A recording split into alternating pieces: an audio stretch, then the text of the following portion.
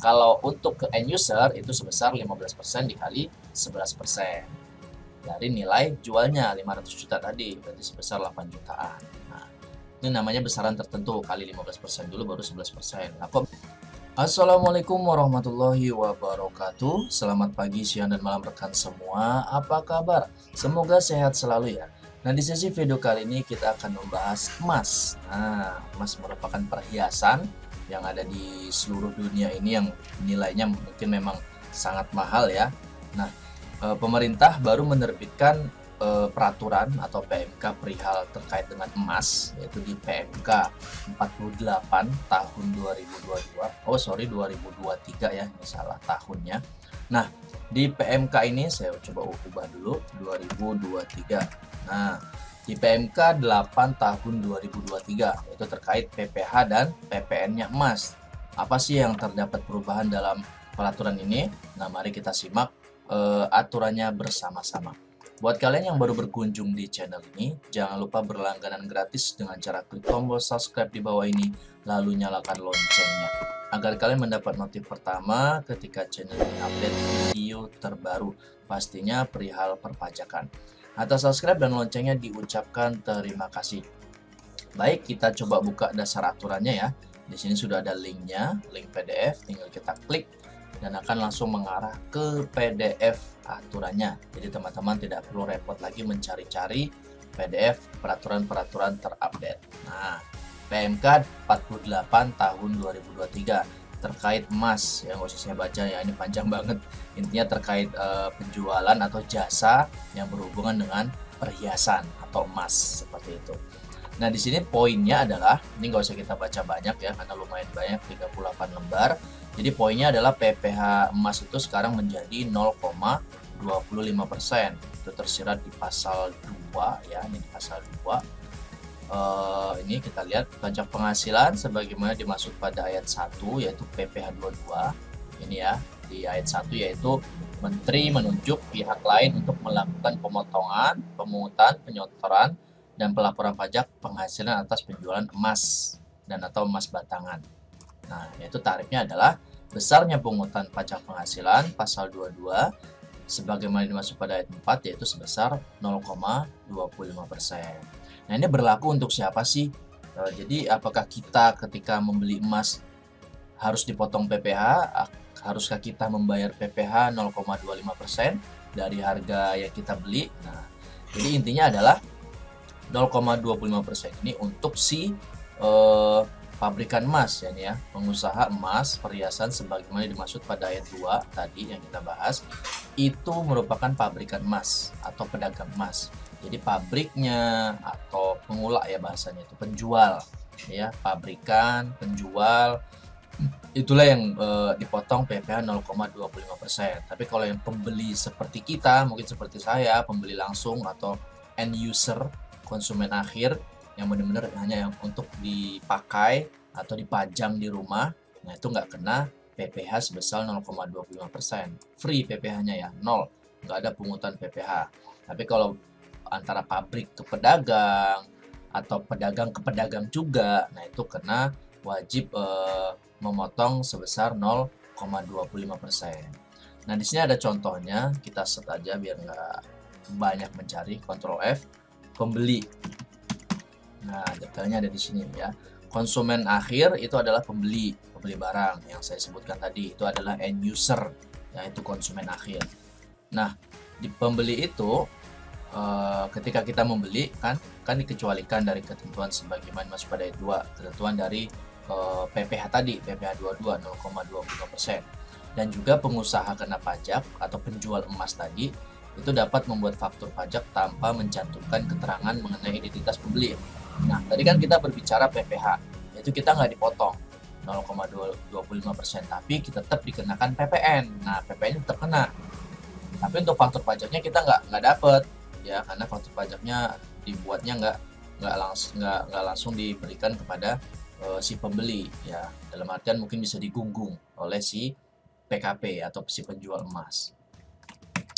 Kita lihat kembali, nah ini contohnya ya, contoh untuk transaksi emas antara penjual dan pembeli. ada dari pabrik ke PT atau ke pedagang, ada dari pedagang ke end user. Kita lihat contohnya ya.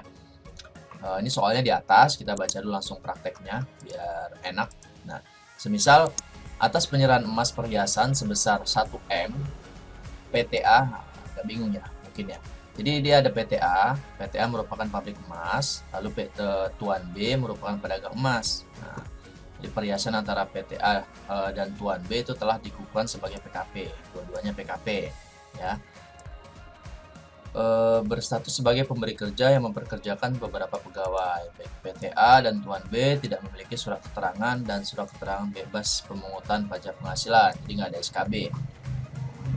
Nah, di Oktober 2023 ada penyerahan emas nih, perhiasan hasil produksi, berarti dari pabrik, kepada Tuan B dengan total harga jual sebesar 1M.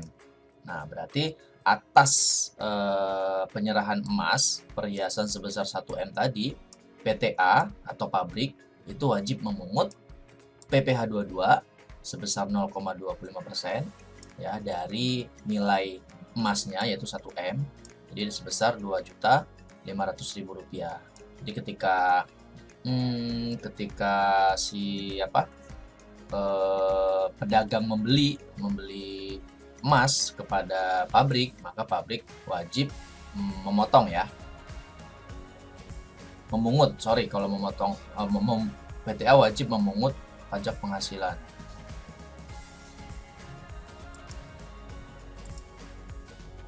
Nah, atas penjualan dari pabrik tadi atau dari PTA tadi ke pedagang si Tuan B sebesar 1M, nah itu atas transaksi tersebut ada pajak penghasilan PPh 22 sebesar 0,25 ya. Jadi harus memungut, si pabriknya harus memungut PPh sebesar 0,25% dari 1M. Selain PPh 0,25% juga ada PPN. Ya, PPN dengan besaran tertentu ya, dengan besaran tertentu berarti 0,50 sebesar 10%. 10% dikali 11% berarti 1,1 ya, 1,1%, yakni sebesar 11 juta. Nah, ini untuk transaksi antara pabrik ke pedagang, sama-sama PKP. Lalu transaksi kedua itu ada penyerahan emas hasil produksi sendiri kepada konsumen akhir. Berarti pabrik ke konsumen akhir ya, seperti itu ya. Kita lihat yang terutang adalah 500 juta. PTA tidak memungut pajak. Si PTA tadi menjual langsung ke si end user, konsumen terakhir ya. Itu merupakan konsumen akhir, makanya tidak dipotong PPh 22 ya, di note ya. Jadi kalau jualnya ke pedagang itu kena PPh 0,25%, tapi kalau jualnya ke konsumen akhir, ke pembeli akhir kayak kita ya, pemakai atau hanya untuk dipajang, itu nggak perlu dipotong PPh atau dipungut PPh sebesar 0,25%. Namun tetap wajib memungut PPN dengan besaran tertentu. Besarannya berbeda. Kalau tadi kan 10% kali 11 berarti 1,1 kurang lebih. Kalau untuk ke end user itu sebesar 15% dikali 11% dari nilai jualnya 500 juta tadi, berarti sebesar 8 jutaan. Nah, ini namanya besaran tertentu, kali 15% dulu baru 11%. Nah, kok beda? Nah, seperti itu aturannya. Kalau ke pedagang itu 10% kali 11%, kalau ke end user 15% dikali 11%. Itu untuk PPN-nya ya. Namun ada perbedaan juga ya. Yang perbedaannya di sini. Kita lihat contoh yang 300 juta. Nah, ada lagi penyerahan emas bukan hasil produksi sendiri, tetapi diperoleh dari pabrikan emas ya. Kepada Tuan B dengan total harga jual sebesar 300 juta. Yang atas perolehannya ada faktur pajak yang memenuhi ketentuan. Nah, ini ada fakturnya. Jadi ketika pedagang beli ke pabrikan emas itu dapat faktur masukan, berarti berlaku seperti ini. PTA wajib memungut pajak penghasilan tetap ya, kalau PPh 22 tetap karena ke pedagang, ke PKP 0,25%. Namun untuk PPN-nya tarifnya berbeda. Pajak PPN dengan besaran tertentu sebesar 10% kali 11%. Berarti 1,1, sama seperti di atas tadi ya, karena sama-sama dapat faktur pajak. Saat penjualnya itu menjual emas tadi, dia sebelumnya membeli dengan mendapatkan faktur pajak. Itu ya, itu PPN-nya 1,1%. Namun cash-nya ini Kalau emas contoh 100 juta rupiah yang atas perolehannya tidak memiliki faktur pajak. Jadi ketika si siapa ini penyerahan emas perhiasan bukan hasil produksi sendiri, tetapi diperoleh dari pabrikan emas, dan saat belinya itu nggak dapat faktur pajak, ya, atas perolehannya tidak memiliki faktur pajak yang memenuhi ketentuan. Nah, maka berlaku seperti ini. PTA wajib memungut PPh 22 tetap 0,25% karena sama-sama PKP, dan si pabrikan jualnya ke pedagang bukan end user. Lalu PPN-nya berbeda. Kalau tadi 10% kali 11 atau 1,1, ini 15% dikali 11%. Ya. 15% dikali 11%, berarti nilainya sama seperti ke end user yang sebelumnya tadi yang 500 juta. Ini kan jualnya ke end user, nggak kena PPh, namun kena PPN-nya 15% kali 11, biasa ya, karena end user. Nah, ini ke pedagang, kena PPh 0,25%, namun PPN-nya tarifnya sama seperti end user. Karena saat perolehan ini, si penjual tidak memiliki faktur pajak. Seperti itu ya. Note-nya intinya dari PMK 43 ini, 48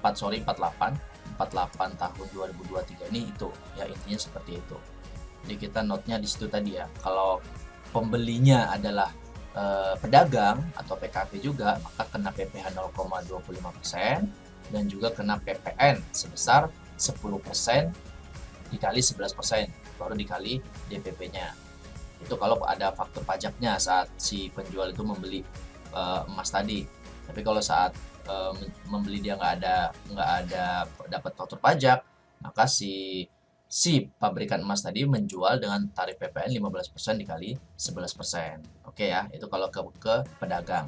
Namun kalau ke end user, ke konsumen akhir, itu tidak dipotong PPh 22, nggak ada PPh-nya, dan PPh-nya juga sebesar 15% dikali 11% dulu, baru dikali DPP. Itu ya, itu not-notnya ini berlaku per mana? Peraturan ini berlaku mulai tanggal, kita lihat, mulai April ya, sangat saya April, 28 April 2023. Jadi teman-teman yang mau beli emas, diingat, kita kalau pribadi beli emas nggak perlu bayar PPh, tapi tetap bayar PPN. Biasa udah include ya, di kwitansinya udah include harga plus PPN. Tapi kalau pedagang itu dipungut PPh 22 0,25%, juga tarif PPN-nya berbeda-beda. Seperti itu ya. Semoga bermanfaat. Nah, buat kalian yang butuh tax base case ini, dasar-dasar aturan yang saya rekap, baik yang lama ataupun peraturan-peraturan terbaru, insya Allah selalu diupdate hampir setiap hari. Teman-teman kalau butuh ini silakan, ada di kolom deskripsi, klik aja linknya Sosiabas. Teman-teman cukup investasi sebesar Rp99.000 sekali seumur hidup. Teman-teman bisa menggunakan tax base cash ini ya. Untuk penggunaannya kan gampang ya. Tinggal cari, Ctrl F aja, Ctrl F cari peraturan apa, PPh atau PPN atau tentang apa. Jadi tinggal cari, nah bisa dilihat dasar aturannya berapa, di pasal berapa, tentang apa, nah ini PDF-nya. Nah, langsung nge-link ke PDF-nya. Jadi nggak perlu repot lagi cari. Bisa diakses di Android, handphone, PC, dan lain sebagainya. Sekian dari saya, semoga bermanfaat. Mungkin ada kata yang salah, saya mohon maaf. Akhir kata, Assalamualaikum warahmatullahi wabarakatuh.